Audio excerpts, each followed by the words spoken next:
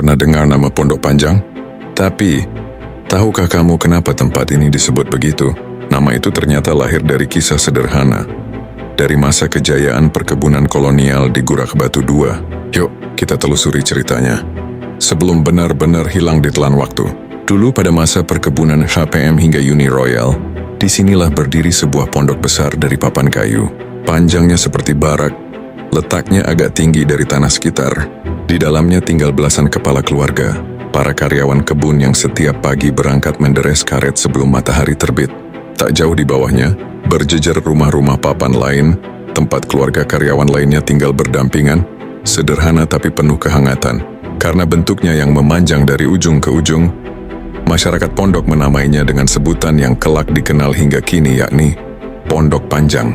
Dulu Pondok Panjang bukan sekedar tempat tinggal, di tengahnya ada balai karyawan, atau yang disebut warga dengan nama pajak.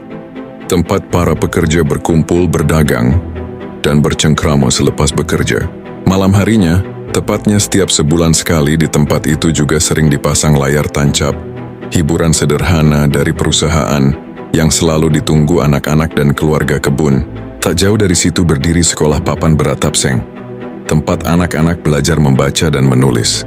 Waktu berjalan, saat perusahaan beralih dari Uni Royal ke PT BSP sekitar tahun 90-an, rumah-rumah papan itu mulai diganti dengan rumah batu yang lebih kuat dan layak huni.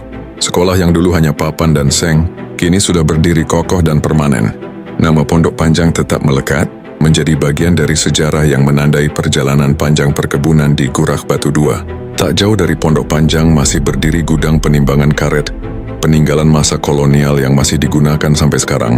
Di tempat ini, para mandor dan asisten afdeling bekerja mengatur jalannya kebun, menjadikan gudang tua ini saksi bisu perjalanan panjang. Afdeling 2 Gurak Batu. Sekarang, suasana Pondok Panjang sudah tak seramai dulu. Pohon-pohon karet sudah ditumbangi, rumah batu masih berdiri tapi sebagian besar kini sunyi. Di depannya kini terbentang jalan tol Kisaran Indrapura, tepat di kilometer 150. Namun bagi mereka yang pernah tinggal di sini, Pondok Panjang bukan sekedar tempat, tapi kenangan tentang kerja keras, kebersamaan, dan sejarah yang tak boleh dilupakan.